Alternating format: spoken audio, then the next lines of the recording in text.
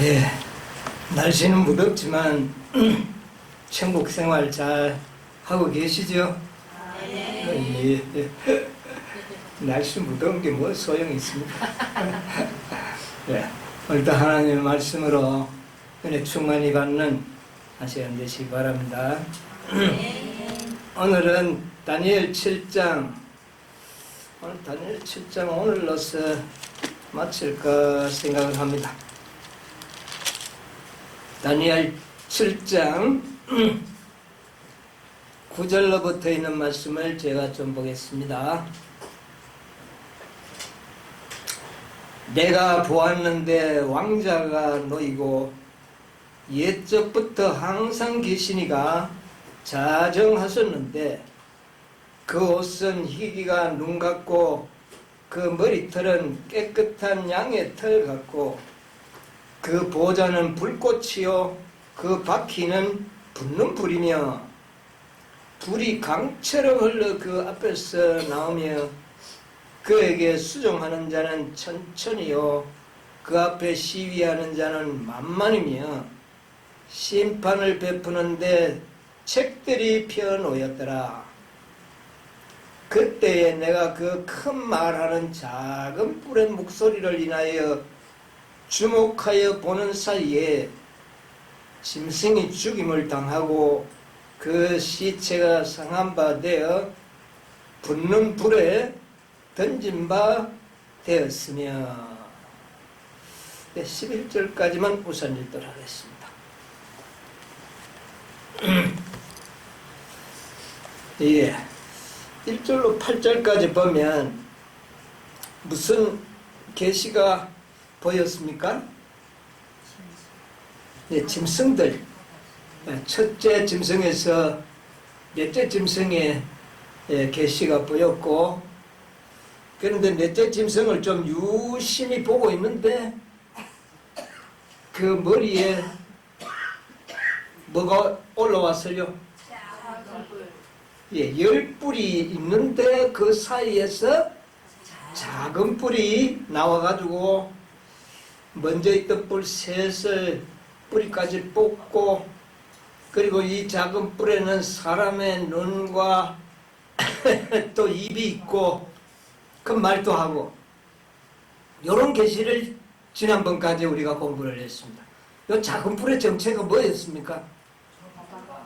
로마 법안권 말, 이거는 빼도 박도 못하고 도망갈 수 없는 완벽한 증거를 가진 존재가 바로 이 작은 뿔은 누구다? 로마 법안권밖에 없다 하는 것을 지난번까지 공부를 했습니다. 그런데 오늘 9절로부터는 갑자기 어떤 장면이 나옵니까? 예, 여기에 이제 다니엘이 보니까 왕자가 놓이고, 놓여져 있는 왕자가 아니고 놓이고 하는 거 보니까 이게 뭡니까? 특별한 재판정이 만들어지는 것이죠. 놓이고 옛적부터 항상 계시니가 자정하셨는데 그 옷은 희기가 눈 같고 머리털은 깨끗한 양털 같고 보좌는 불꽃이고 바퀴는 근데 그 앉아있는 보좌가 바퀴가 달렸대요. 고정되지 않았는가 봐요. 그죠? 움직이는 보좌다. 그건 좀 우리가 짚고 넘어가야 할 문제들입니다. 그렇죠? 네. 예, 뭐 불이 그냥 막 붙고 그래요. 불이 강처럼 흘러 그 앞에 나오고 수종하는 자는 천천히요 만만의 천사들이 시위하고 있고, 그래서 심판을 베푸는데 뭐가 펴졌더라? 책들이 펴졌더라. 이 책을 왜 폈을까요? 아마 심판에 꼭 필요한 증거 자료들인 것 같아요. 요새 이거 같으면 CCTV도 그거 갖다 놨겠죠.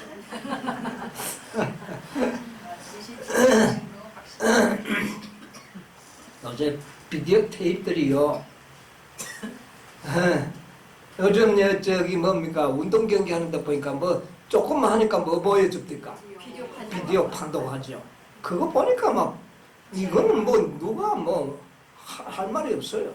다 분명한 것을 보여주는데 이 책들이 그런 역할을 하는 것 같아요.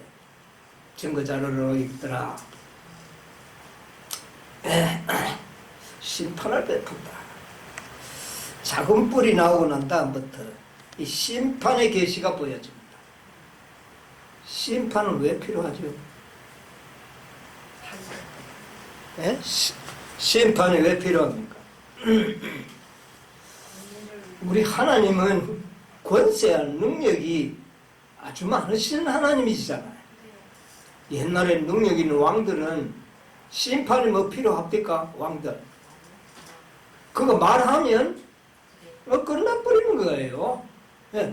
하나님도 그렇게 하면 될 텐데 뭐하려고 심판을 합니까? 뭐 그냥 뭐 탁탁 다 해버려요. 하나님은 공의로우신 분인가 보죠. 모든 것을 아주 합리적이고 공의롭게 심판하신다는 그런 의미를 우리가 이해할 필요가 있다고 봅니다. 하나님은 그냥 권세와 능력으로 모든 걸 해치워버리지 아니하고 심판을 통하여 공정하게 모든 사건을 다루어서 한 점의 의혹도 없는 모두가 다 수긍할 수 있는 그런 공정한 재판을 하신다.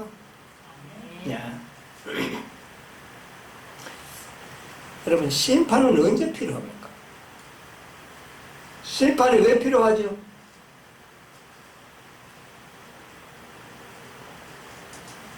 예, 심판이 왜 필요합니까?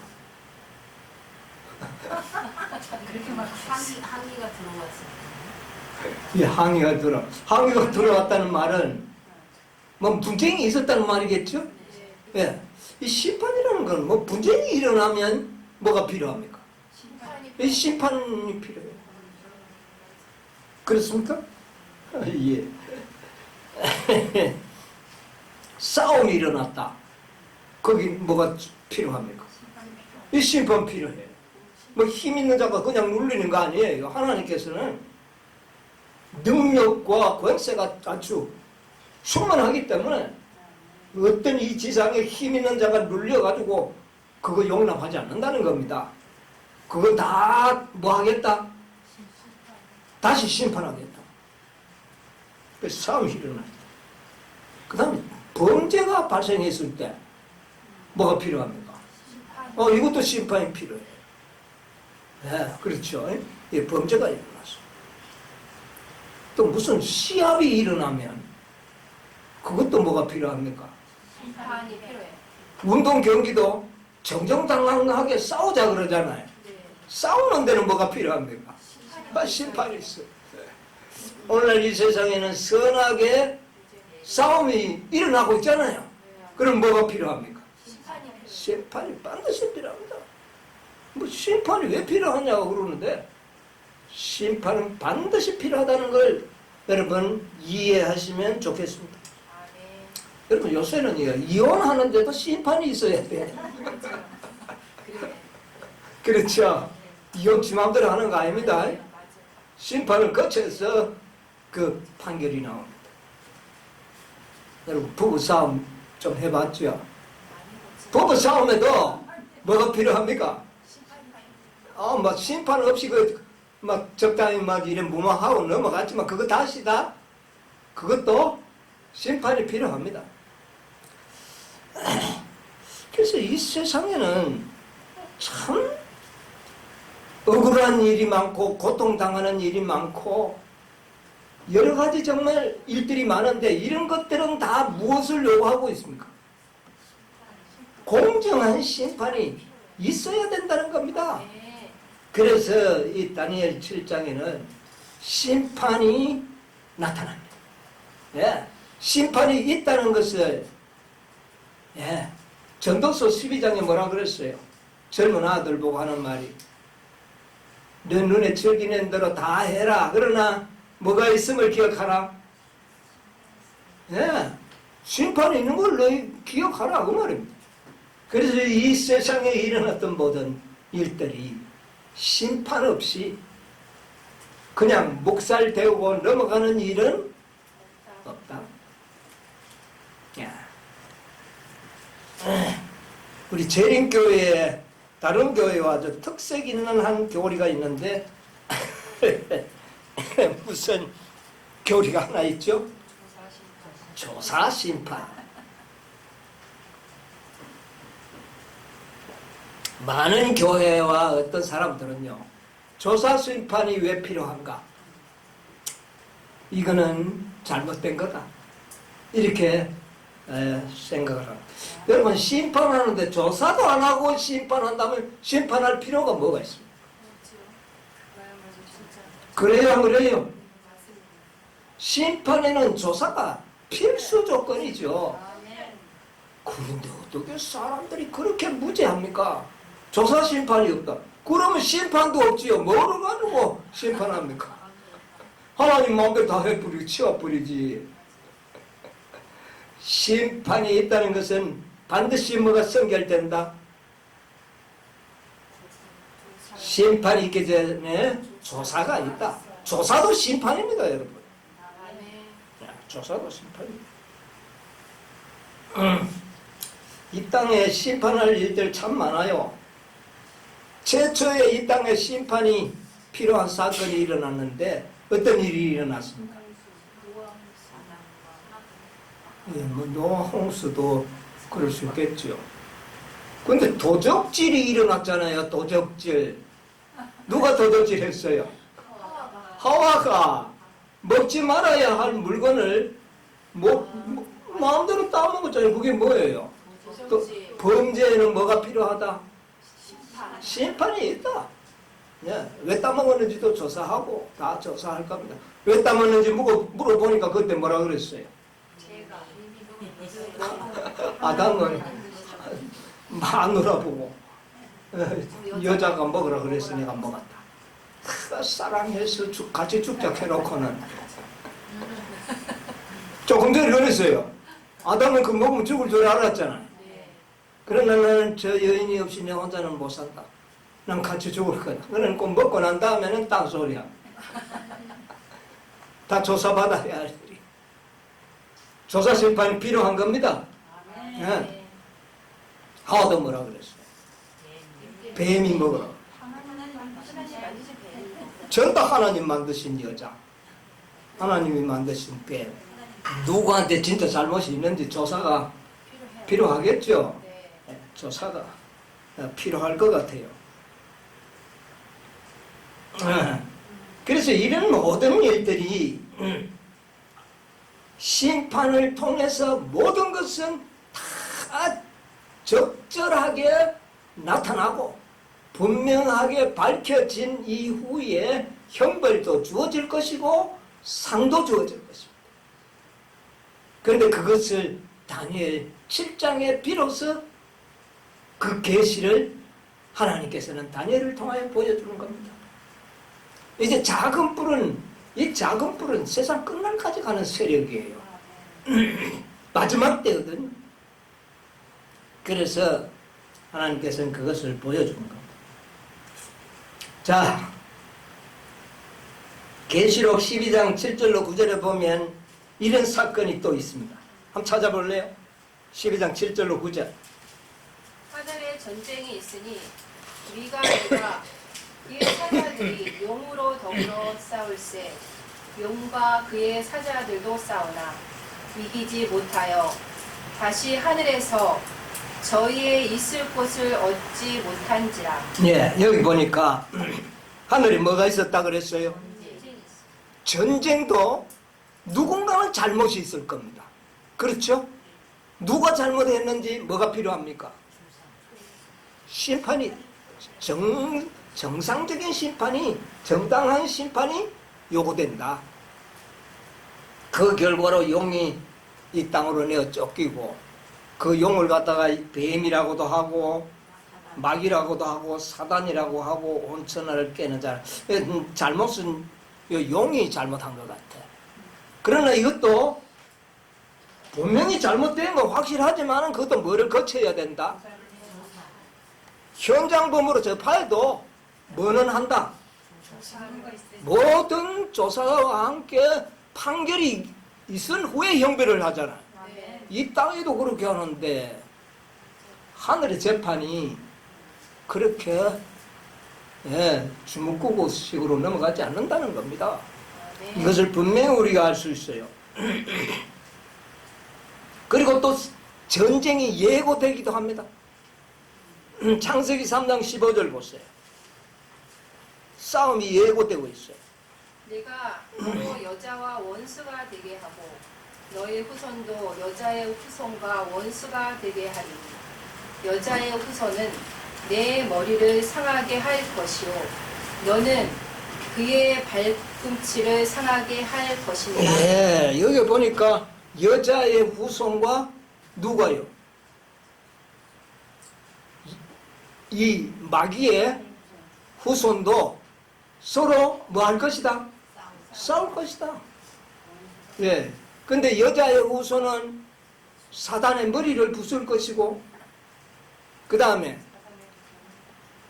사단은 그의 뭐를요? 발꿈치를 상하게 할 것이다. 이 싸움이 예고되어 있잖아요. 이 싸움의 결과는 우리가 알지만은 그래도 뭐는 필요합니까?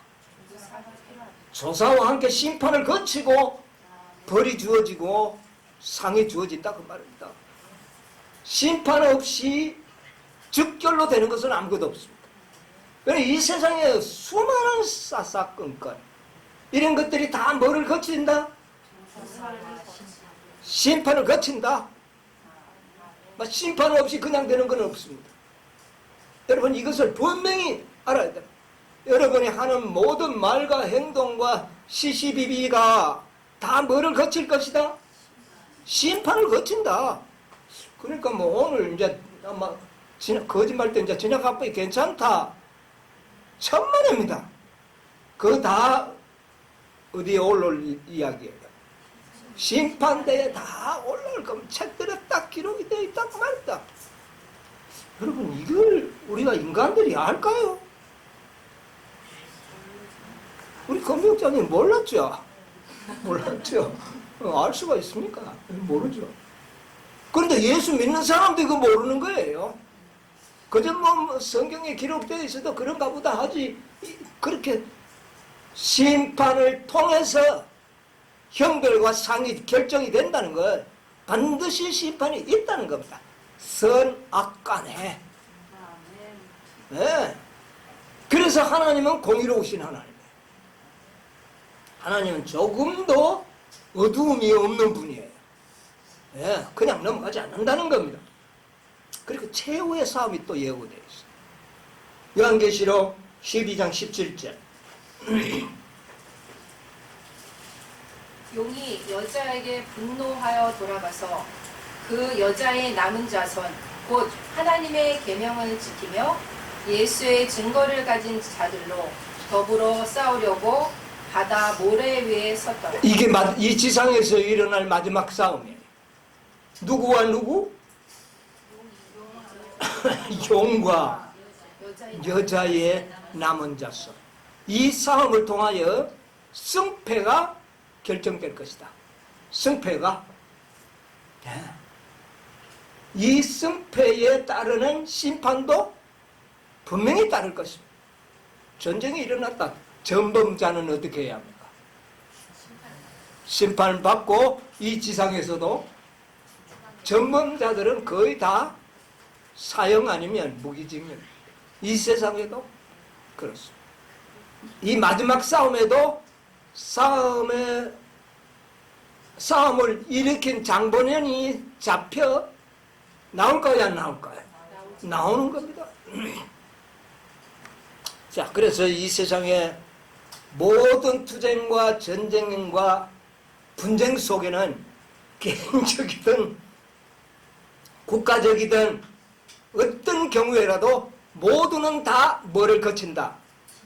심판을 거쳐서 결정된다. 그냥 넘어가지 않는다. 여러분 이것을 머릿속에 꼭 기억하시기 바랍니다. 여러분, 이 지구의 역사가 무슨 역사입니까? 지구의 역사가. 물론 죄의 역사. 전쟁으로 점철된 역사입니다. 세상에 얼마나 크고 적은 전쟁들이 이 땅에 일어났습니까? 피가 물들지 않은 땅이 있을까요? 여러분, 삼국지들 옛날 다 안 봤죠? 저 중국 땅에 피가 묻지 않은 흙이 있을까요? 그게 다 뭐를 통과해야 되는 겁니까? 심판을 통과해야 된다. 이것을 기억해야 돼. 이런 억울한 전쟁을 통하여 죽은 수많은 사람들이 있습니다.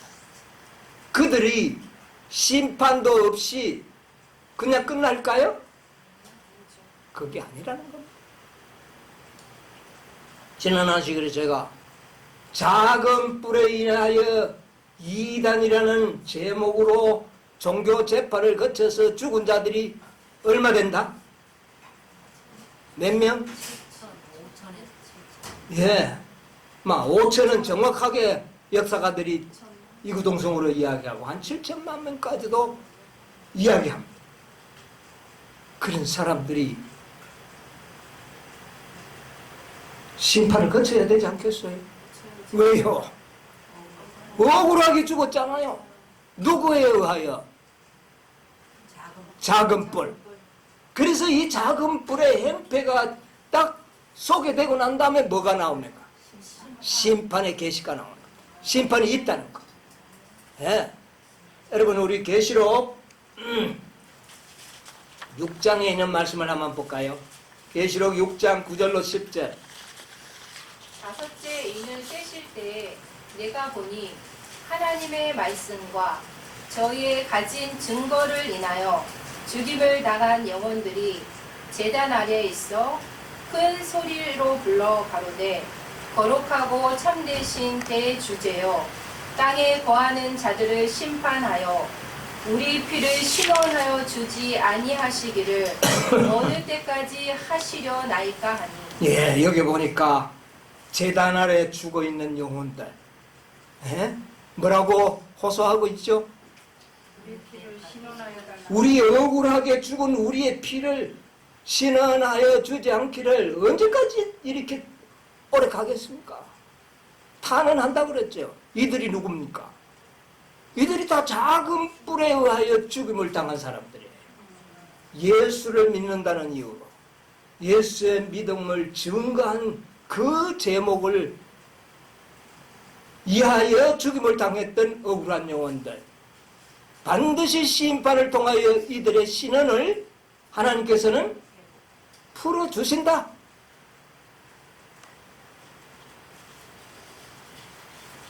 여러분, 우리 마음에 이것을 분명히 기억하시기 바랍니다. 여러분, 이거 제대로 알면은 여러분 말 한마디 하는 것도 좀 조심하게 되고 행동도 조심합니다. 아이고, 요 사소한 것도 심판하겠나? 다 기록되어 있습니다. 뭐 어느 하나 빠진 것이 없어요. 여러분, CCTV에 뭐 빼놓고 요거는 중요하지 않으니까 찍지 말자 이런 게 있나요? 중요하든 아니든 모든 거 다 찍어버립니다. 하늘책에는 다 기록되어 있다니까요. 여러분들은 요거야 모르겠지. 모르기는 뭘 몰라요. 틀면 다 나오는데 어떻게 보면 하나님 너무 째째하다 이런 것까지 다 그게 아니에요. 공의롭게 하기 위해서 그래요.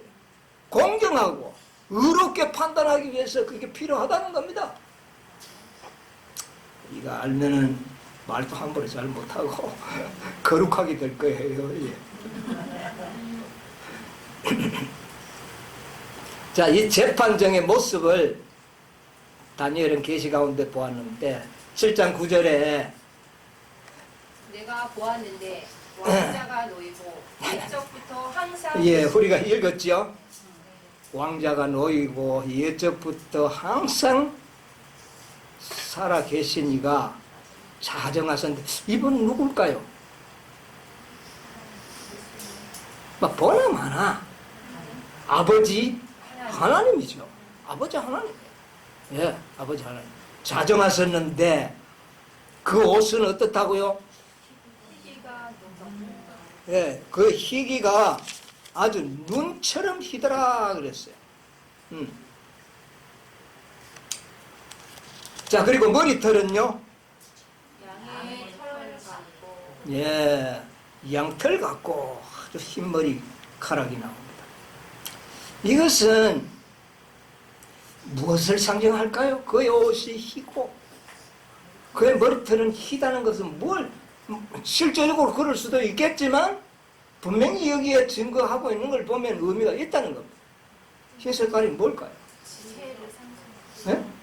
의로움과 지혜, 죄의 없음을. 깨끗한 의로움. 자, 우리 시편 89편 14절에 있는 말씀 하나 보겠습니다.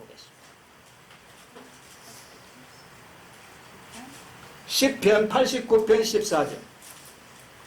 의와 공의가 주의 보좌의 기초라. 인자함과 진실함이 주를 앞서 행하나이다. 자, 여기 보니까 하늘 보좌의 기초는 뭐와 무엇으로 되어 있다?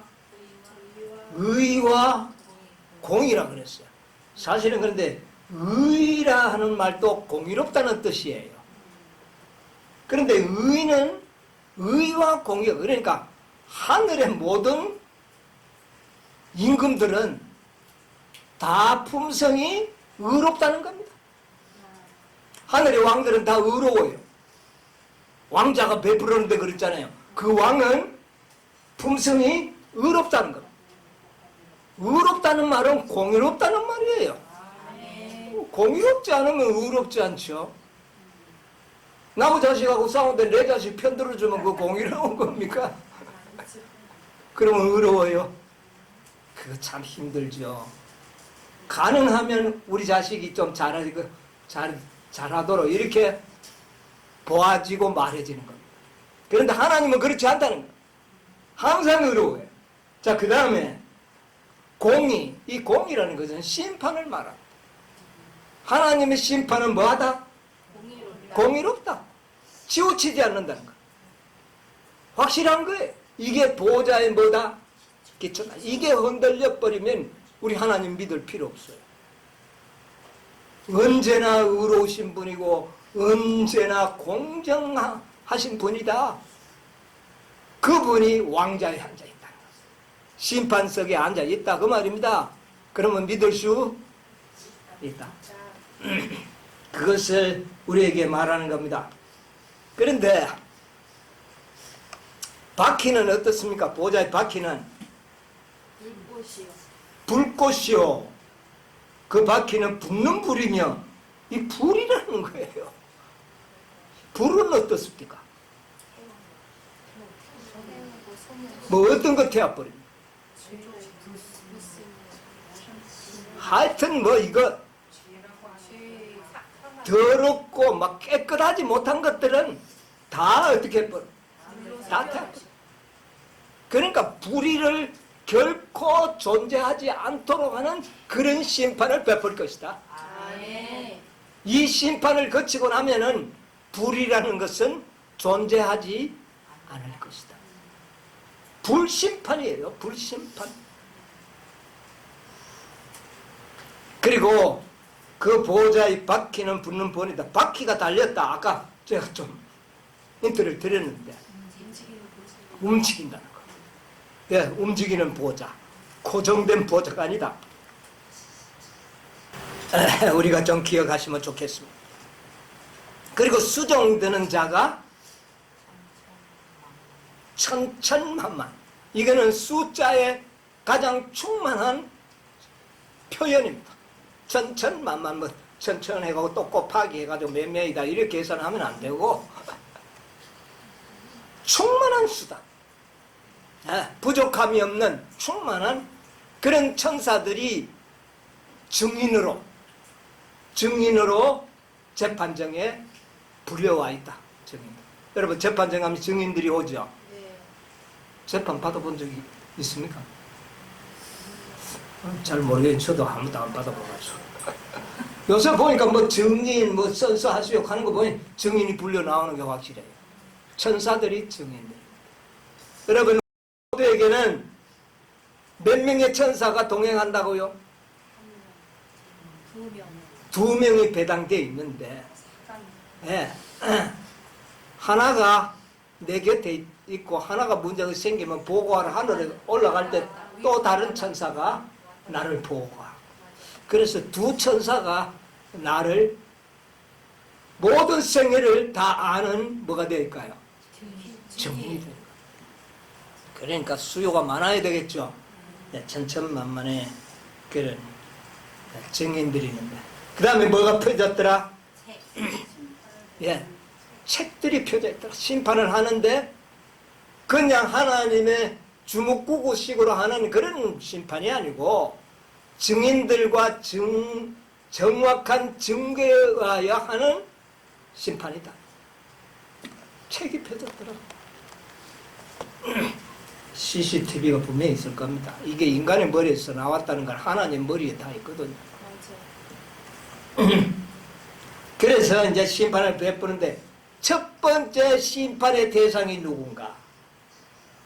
첫 번째 이 심판의 대상자가 작은 뿔이라는 겁니다. 작은 뿔이 이 법정에서 최초 심판을 받게 될 것을 이야기하고 있는 겁니다. 11절 보세요. 그때 내가 그 큰 말하는 작은 뿔의 목소리로 인하여 주목하여 보는 사이에 짐승이 죽임을 당하고 그 시체가 상한 바 되어 붙는 불에 던진 바. 자, 심판을 받고 어디에 들어갑니까? 불 속에 들어. 유황불 못에 던져진다. 뭐가? 이 짐승은 작은 뿔을 짐승으로 이야기한 겁니다. 작은 뿔을 목소리를 주목하여 보는데 이 작은 뿔이 짐승이라는 것은 나라라는 거죠. 세력을 이야기하잖아요. 그런데 이 짐승이 죽임을 당하고 어디에 들어간다? 불못에 들어간다. 이게 최초의 심판입니다. 이게 계시록과 좀 연결해 보는 것이 좋아요. 계시록에 보면 19장, 계시록 19장 19절로 20절 보세요. 또 내가 보매 그 짐승과 땅의 임금들과 그 군대들이 모여 그 말탄 자와 그의 군대로 더불어 전쟁을 일으키다가 짐승이 잡히고 그 앞에서 이적을 행하던 거짓 선지자도 함께 잡혔으니 이는 짐승의 표를 받고 그의 우상에게 경배하던 자들을 이적으로 미혹하던 자라.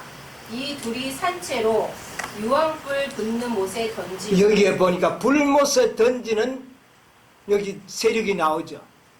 예, 여기에 보니까 짐승이 잡히고, 이 짐승은 다니엘서는 작은 뿔이요, 계시록에는 13장에 나오는 바다에서 나오는 짐승, 똑같은 로마 법왕권을 상징하는 이 짐승을 말하는 거예요. 이 짐승이 잡히고, 그리고 여기에 보니까 그 앞에서 이적을 행하던 뭐도요? 거짓 선지자도 잡혔어요. 요 거짓 선지자 요거 아주 못된 짓을 했어요. 거짓 선지자가 뭘 했느냐 하면은 13장 13절로 15절에 보면 요 거짓 선지자가 요런 짓을 합니다. 한번 읽어보세요. 계시록 13장 13절로. 큰 이적을 행하되 심지어 사람들 앞에서 불이 하늘로부터 땅에 내려오게 하고 짐승 앞에서 받으라. 이적을 행함으로 땅에 거하는 자들을 미혹하며 땅에 거하는 자들에게 이르기를 칼에 상하였다가 살아난 짐승. 칼에 상하였다가 살아난 요 짐승이 작은 뿔이잖아요. 그죠? 예. 위하여 뭐를? 우상을 만들라 하더라. 예. 15절. 저가 권세를 받아 그 짐승의 우상에게 생기를 주어 그 짐승의 우상으로 말하게 하고 또 짐승의 우상에게 경배하지 아니하는 자는 몇이든지 다 죽이게. 요건 누가 하는 짓거리입니까? 거짓 선지자가. 거짓 선지자가 이 짓을 하는데 누구를 위하여 우상을 만들라 하더라?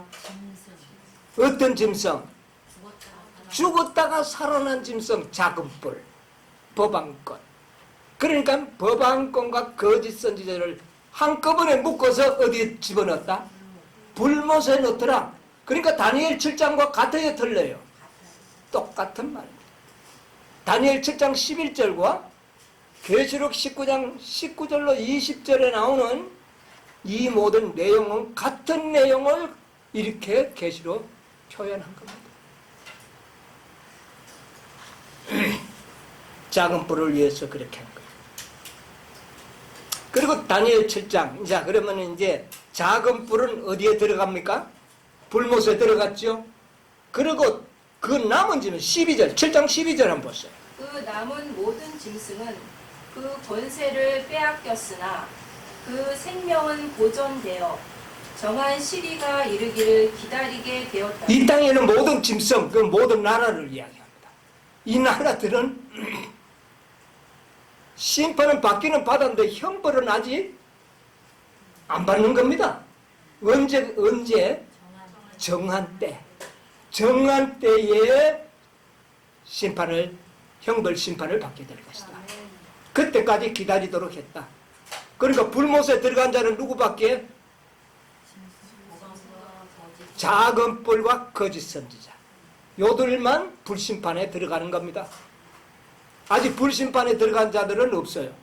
그래서 첫 번째 심판의 형벌을 받는 자가 누구다? 작은 뿔과 거짓 선지자. 이걸 우리가 다니엘 7장에서 계시록 19장에서 확인합니다. 여러분 이렇게 소상하게 저는 잘 몰랐죠.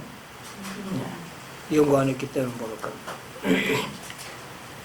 자, 그런데 또 다른 장면이 나옵니다. 다니엘 7장 13절로 14절 보세요.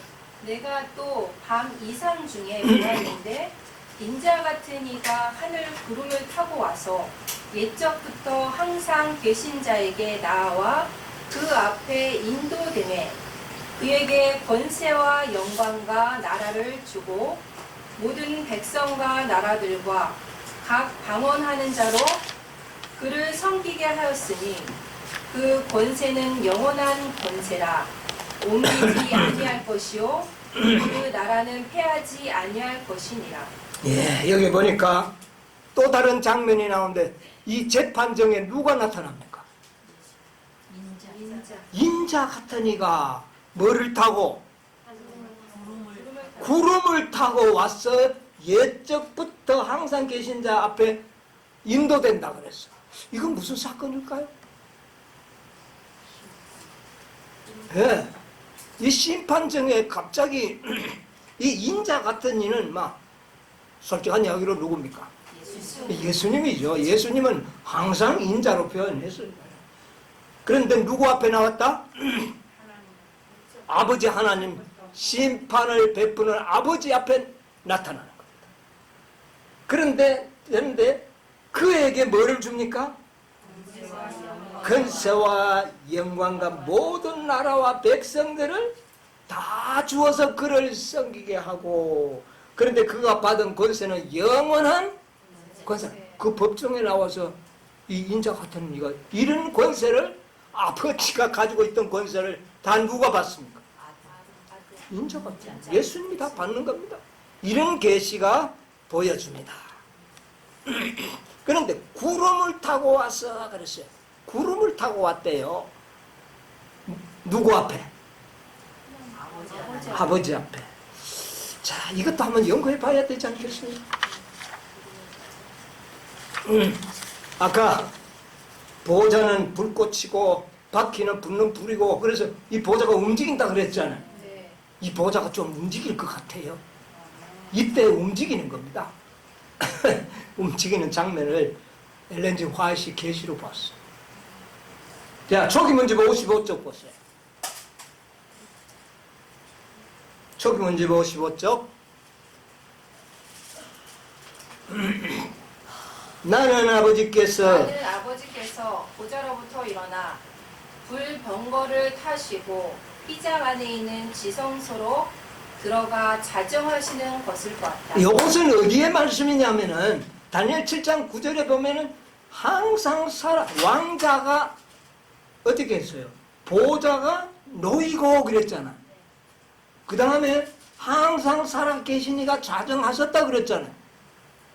근데 보좌가 놓이고 그랬다는 것은 전에는 다른 데 계셨는데 다시 이곳에 옮겨졌다는 의미가 있잖아요. 예. 그러니까 초기문제 55절 아버지께서 보좌로부터 불병거를 타시고 휘장 안에 있는 어디로 들어가시는? 지성소로 들어가 자정하시는 것을 보았다. 이게 7장 9절과 동일한 사건. 아버지의 보좌가 전에는 어디에 있었는데? 성소에 있었는데 이때의 아버지가 어디로 옮깁니까? 불병거를 타고 지성소로 옮기는 겁니다. 그리고 자정하셨어요. 옛적부터 살아계십니다. 그러니까 이것은 다니엘 7장 9절에 있는 말씀과 같은 내용을 계시로 본 것이다. 그러니까 보좌의 바퀴가 있었다는 거죠. 옮겨졌다는 거죠. 불병거라 그랬잖아. 불병거를 타고 옮겼다 그러는데 여기는 바퀴는 불이요 그러니까 그게 불병거죠. 동일한 말입니다. 자, 그 다음에 그러자 이제 읽어보세요. 그러자 예수께서도 보좌로부터 일어나셨고 그의 앞에서 머리를 숙이고 있던 무리들도 그분과 함께 모두 일어섰다. 그러자 예수께서도 그랬거든요. 그래 예수님은 조금 전까지는 어디에 계셨다는 말입니까? 성소에 누구와 함께? 아버지와 함께 계셨는데 아버지가 불병거를 타고 어디로 가십니까? 지성소로 가서 그래요. 그러니까 나중에 이 예수님이 뒤따라서 어디로 가는 겁니까? 지성소에 베풀어진 심판대 앞에 나타나셨다. 그러므로 초기문집 55쪽과 이 다니엘 7장 9절과는 동일한 내용을 계시로 본 것이다. 그래서 무리들도 일났는데 조금 밑에 내려오면 여기서 기다려라. 여기서 기다려라. 내가 나라를 받으러 아버지. 뭐를 받으러? 나라를 받으러 가노라. 읽었어요. 너희 인내를 성없이 보존하고 있어라. 잠시 후면 내가 혼인잔치에서 돌아와서 너희를 내게로 영접하리라. 그때 불꽃같이 번쩍이는 수레바퀴가 달린 구름병거. 무슨 병거? 구름병거. 구름병거. 아까 보니까 구름을 타고 나타났다 그랬잖아요. 네네. 근데 여기는 뭐를 타고 갔었다? 구름병. 그러니까 구름 타고 동일한 사건이에요. 아버지가 심판정을 베풀어 놓은 거기에 구름을 타고 인자 같은 이가 나타났었다. 그런데 그에게 아버지 하나님이 뭐를 줬다? 권세와 영광과 나라와 백성들 다 줬다는 겁니다. 그런데 예수님이 가시면서 뭐라고 그러세요? 너희는 여기 기다리라. 내가 가서 뭐를 받겠다? 나라를 받아. 나라 받으면 뭐 받는 겁니까? 권세, 영광, 백성 다 받는 거야. 이거 내가 받으러 가노라. 그러니까 다니엘 7장과 이것이 같아요, 들려요. 동일한 사건이라는 것을 연계해서 우리는 연구해야 되는 거예요. 자, 계속 보세요. 그분은 병거를 타고 아버지께서. 이게 구름병거입니다. 예. 병거를 타고 아버지께서 앉아 계시는 지성소로 가셨다. 거기서 나는 예수께서 대제사장으로서 아버지 앞에 서 계신 것을 보았다. 예, 됐습니다. 거기까지 보겠습니다. 자, 구름병거를 타고 지성소에 등장하시는 예수님. 그러니까 다니엘 7장과 동일한 표현이요, 동일한 사건임을 우리가 확인할 수 있는 겁니다. 7장 13절에 그랬잖아요. 내가 밤 이상 중에 보았는데 인자 같은 이가 하른 구름을 타고 와서 옛적부터 살아계신 자에게 나와 그 앞에 인도됐다. 동일한 거 맞죠?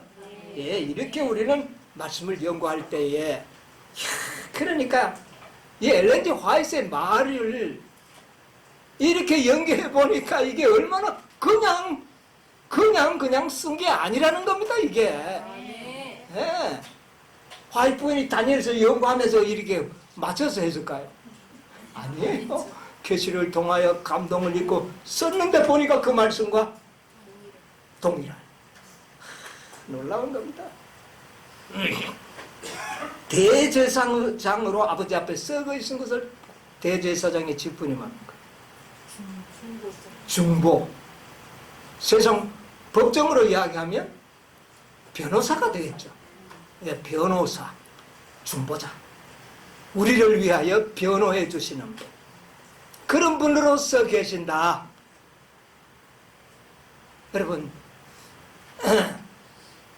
내가 이제 죄를 지었거나 무슨 일로 법정에 서 있는데 유능한 변호사가 옆에 서가지고 그 변호를 받으면 좀 세상 법정에도 어떻습니까?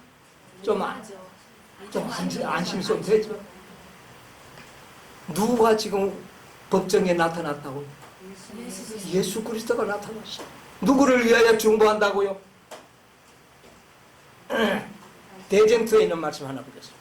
대쟁투 482쪽에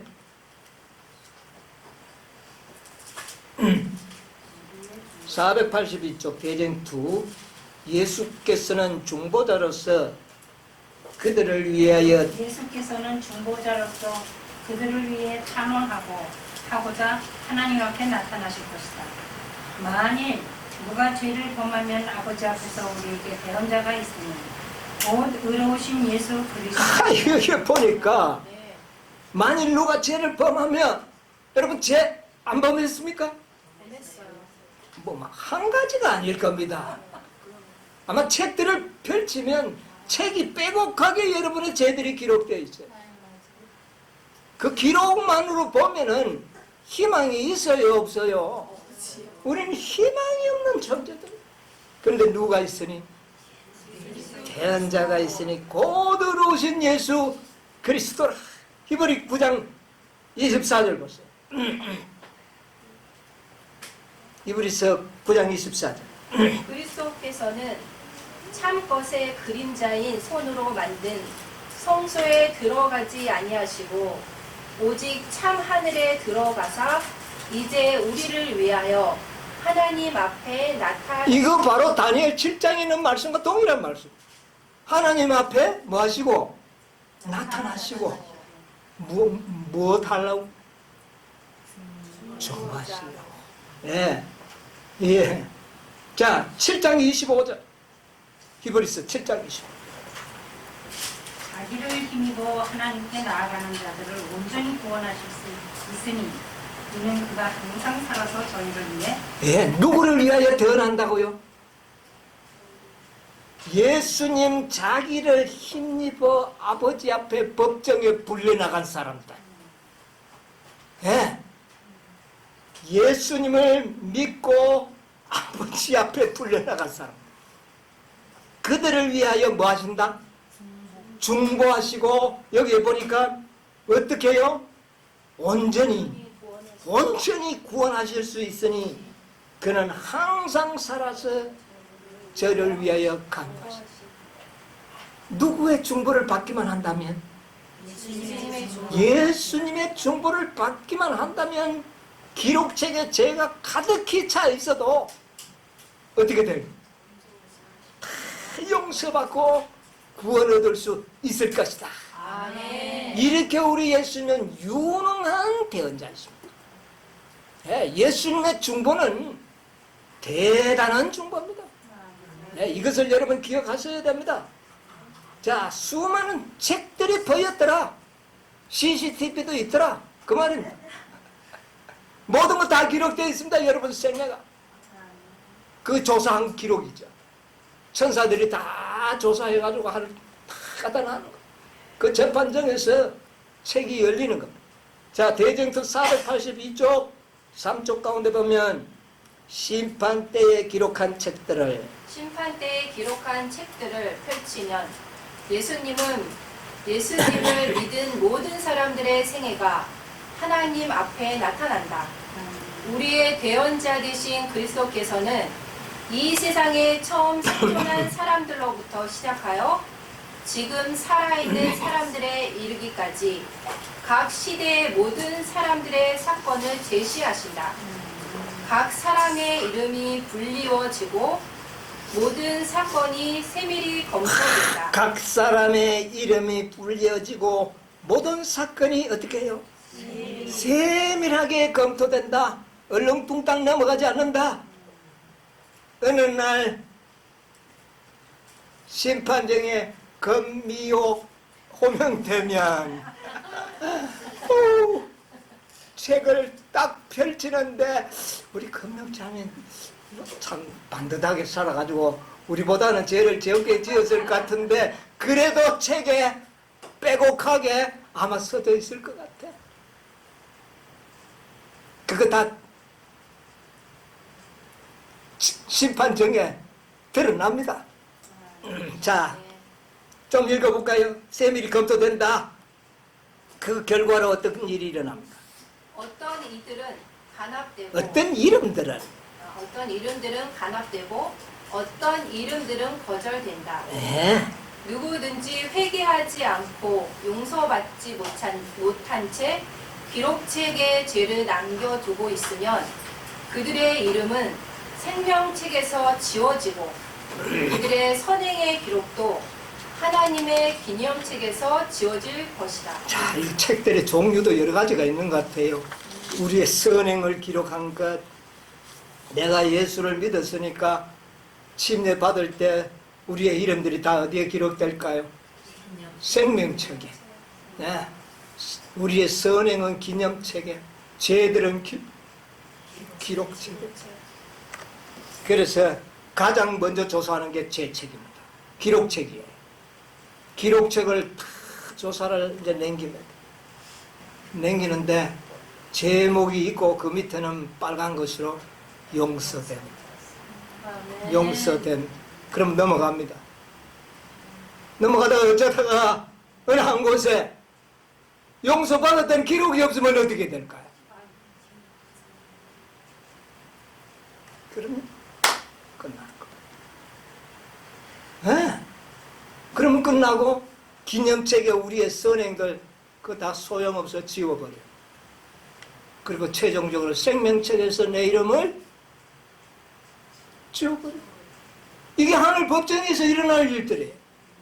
그런데 뭐가 기록되어 있다고? 용서받아. 용서받아. 여러분, 언제 우리가 용서받을 수 있습니까? 우리가 회개하면.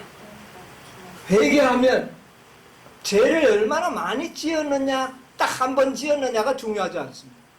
용서받았는가, 받지 않았는가가 중요한 것입니다. 네.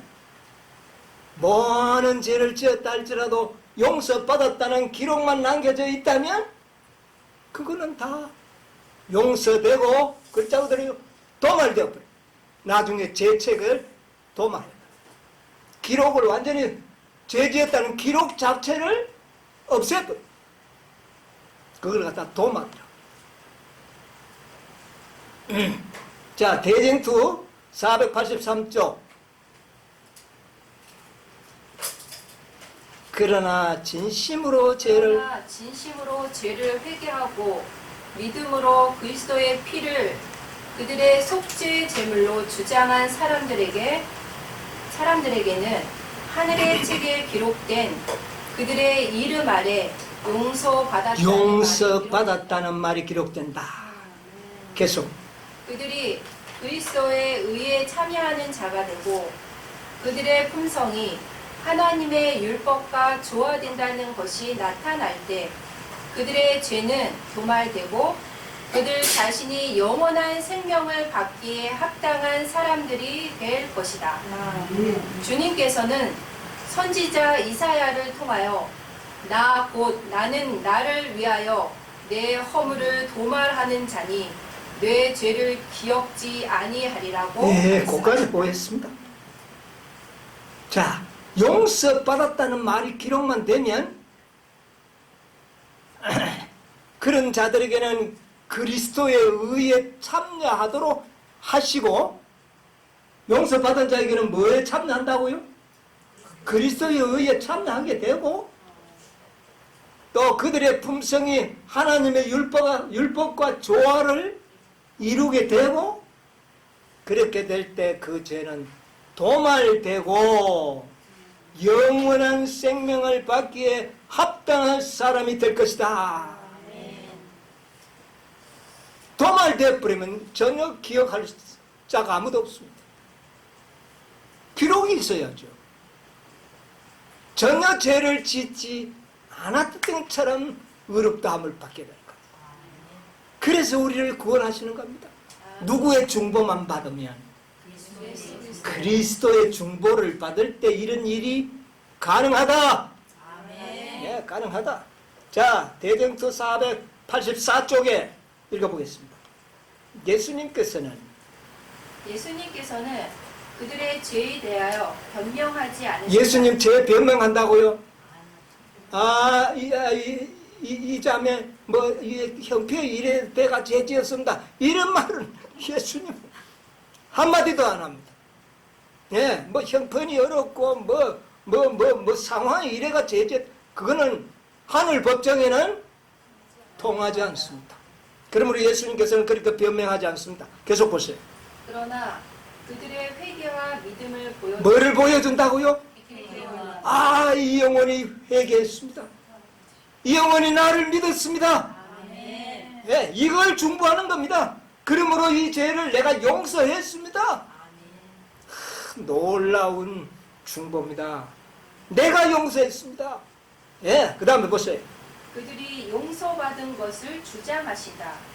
그분께서는 당신의 상한 손을 하나님 아버지와 거룩한 천사들 앞에 두시고 내가 저희 이름을 압니다. 내 손바닥에 저희 이름을 새겼습니다. 예수님의 중보가 이겁니다. 뭐 변명하지 않고 제가 회개했습니다. 그가 나를 믿었습니다. 예. 그래서 내가 그 죄를 용서했습니다. 내가 아버지 저 영혼의 죄를 위하여 십자가에 죽지 않았습니까? 저 영혼을 위하여 내가 십자가에 죽었습니다. 그를 용서해 주시고 그의 죄를 도말해 주십시오. 여러분, 이 중보는 능력 있는 중보예요. 그리고 천사들 증인들에게 이야기합니다. 그가 죄 지은 건 맞다. 그러나 그는 회개했고 그래서 그의 이름을 내가 어디에 기록했다? 내 손바닥에. 아버지, 저들을 도말해 주시고 용서해 주시고 구원해 주시고 아버지가 충만하도다, 충분하도다, 충분하도다 도말하시고. 여러분, 이 중보를 받아야 돼요. 이 중보와 이 변호를 받는 자는 복이 있는 겁니다. 초기 문제 37쪽에 있는 말씀 읽고 마치도록 하겠습니다. 초기 문제 37쪽.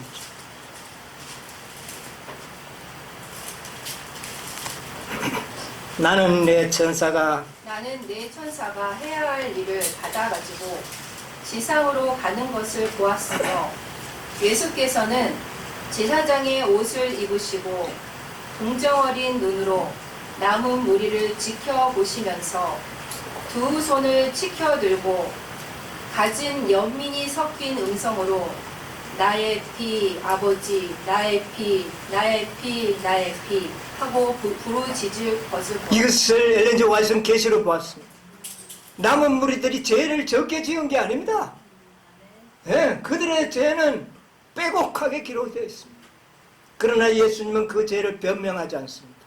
아버지, 내가 그들을 위하여 십자가에 죽었습니다. 그들은 나의 피를 의지하고 회개했습니다. 내가 그들에게 의를 주었습니다. 아버지, 나의 피, 나의 피, 나의 피. 아버지가 어떻게 하겠어요? 충분하도다. 충분하도다. 충분. 우리 죄를 전혀 짓지 않은 거죠. 도말해 버리죠. 그리고 우리에게 영원한 의를 제공해 주시는 겁니다. 아멘. 이게 바로 다니엘 7장에 세판을 베푸시고 어떤 자는 불심판에 들어가지만 그리스도를 의지하고 그의 중보를 받는 자는 완전한 의인으로 재창조되어 아버지 앞에 서게 될 것을 이야기하는 겁니다. 아멘. 여러분, 이런 혜택을 우리가 누려야 되지 않겠습니까? 아멘. 이 중보의 혜택을 입어야 되지 않겠습니까? 반드시 심판은 있습니다. 이 심판에 우리 모두 그리스도를 의존함으로 이 조사 심판에서 참으로 의롭다 판정을 받을 수 있는 그런 백성들로 나타나게 되시기를 간절히 바라면서 오늘 말씀을 마치겠습니다. 아멘.